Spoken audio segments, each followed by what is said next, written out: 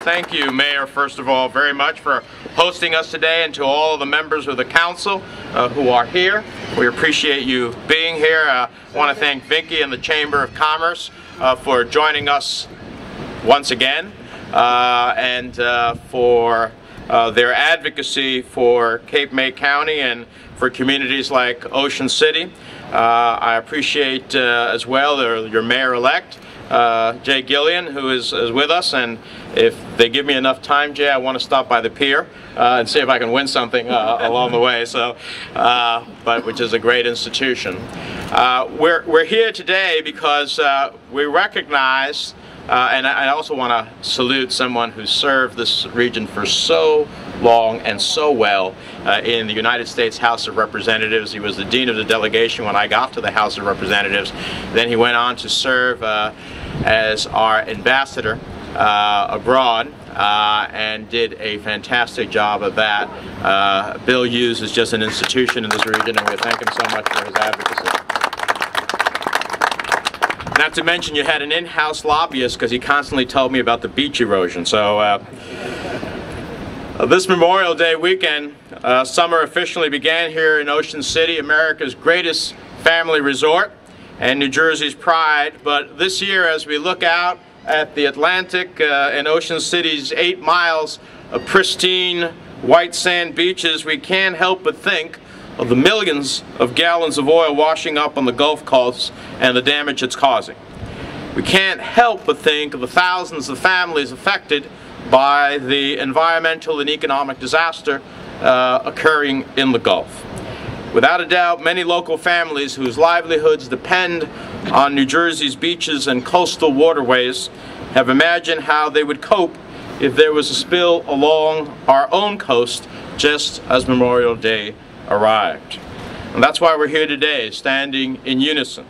We're here to say that we never want our communities, the Jersey Shore, to be put at risk by an uncontrollable underwater oil geyser.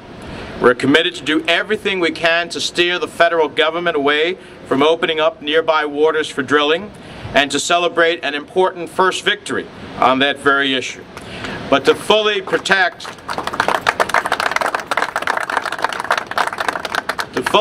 our coastline, to make sure that there is never a deep water horizon here, we must do 3 things. We must make sure that drilling is not allowed off the mid-Atlantic coast, including our own coast. We have to make sure that oil companies are held fully accountable for any damage caused by their spills, and we have to transition to modern energy sources. Now, last week we scored a major victory for the protection of our shore. I have made repeated attempts to the President and to the administration, as has some other members of our delegation, in finally canceling drilling leases off the coast of Virginia, because that area that was allowed to be drilled and that there was a lease which has now been canceled would have put us 150 miles from where we are standing right now. And we know, from we see what's happening today in Pensacola, Florida, where the oil slick is now threatening those shores, that the ocean is not limited to neat little boxes that you can contain, but that in fact the flow would ultimately mean 150 miles from away, that a spill in Virginia would mean the beaches of New Jersey would be full of tar. We're here thankful for that good start towards a total ban on drilling near the Jersey Shore, but the fight continues against any future drilling leases in areas that could threaten our coastline. The Senate may very well take up legislation this year to combat global climate change, a goal worthy of which I'm a champion. But some think the way to pass climate change legislation is to cave in to the oil companies and expose new coastlines, including New Jersey's, to the dangers of offshore drilling. That's simply backwards thinking.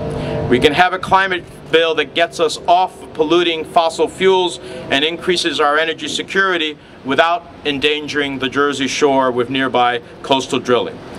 Now, I have said for some time, and I had the opportunity to actually grill, as a member of the Energy and Natural Resources Committee, the executives of the oil companies, including BP.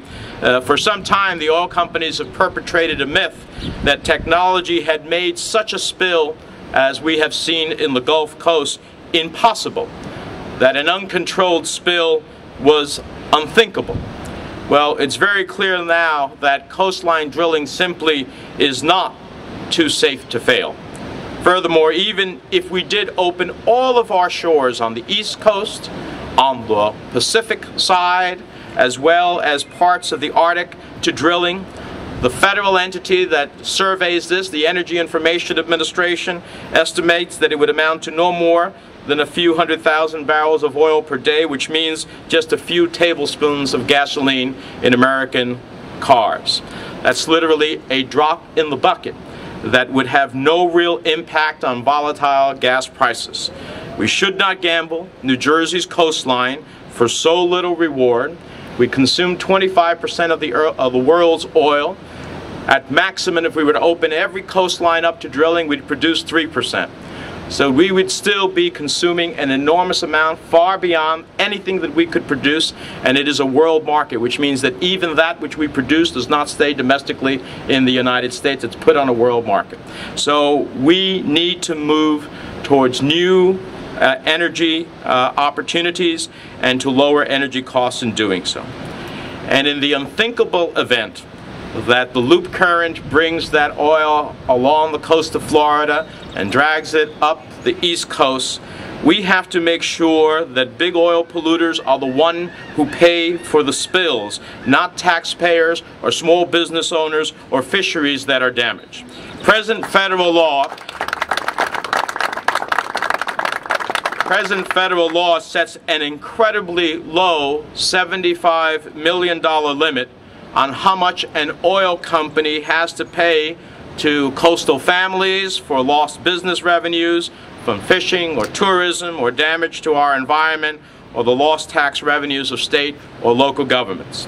By comparison to that $75 million, BP makes $90 million a day in profits, so $75 million of liability exposure would be less than 1 day's profits. My Big Oil Bailout Prevention Act would eliminate the limit on what oil polluters have to pay, and it's really a simple concept. If you break it, you have to fix it. If you take unlimited risks, then you must pay for unlimited responsibility. If they're going to put communities at risk while making an enormous profit, they have to be prepared to pay for all the damages they cause.